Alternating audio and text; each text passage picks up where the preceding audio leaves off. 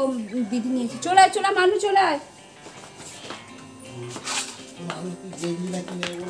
হ্যাঁ দিদি নিয়েছে বলো, দিদি নিয়েছো তো গেঞ্জিটা।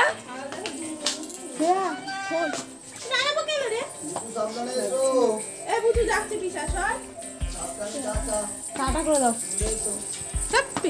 কালা খোল, এই জন্য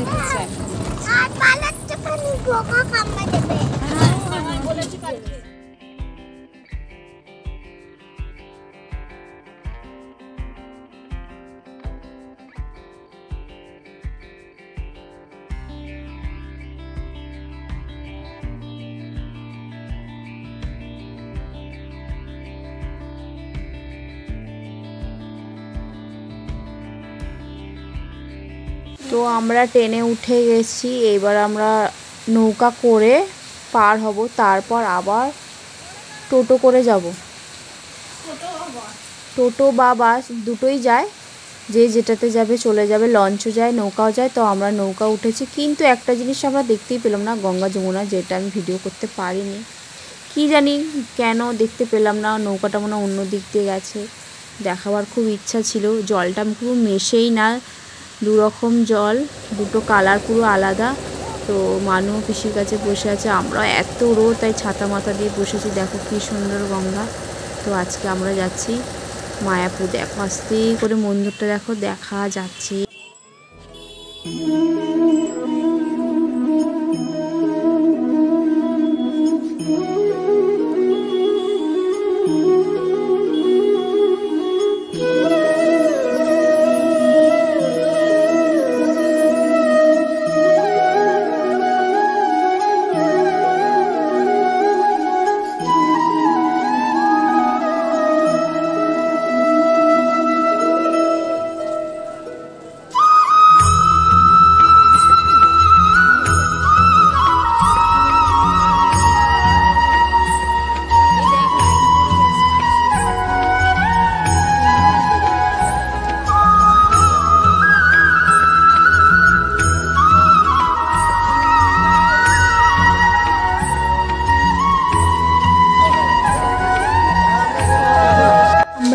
তো মন্দিরে এসে গেছি। মন্দিরে এসেই আমরা আগে ভোগের টিকিটটা কেটে নিয়েছি, কারণ এটা টাইম দিয়ে দেবে, ওই টাইমে গিয়ে লাইন দিতে হবে, খেতে হবে।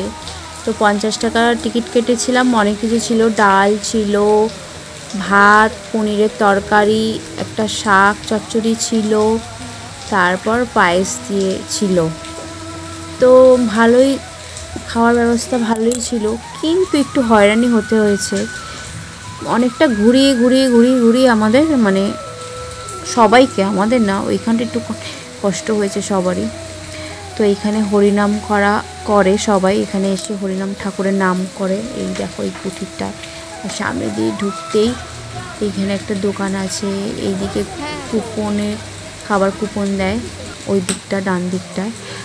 আর এই দেখো মন্দিরের দিক দিয়ে আমরা যাচ্ছি। এইগুলো তো হচ্ছিল দিদি, হ্যাঁ এইগুলো হচ্ছিল। এই পাঁচটা এখনো হয়নি।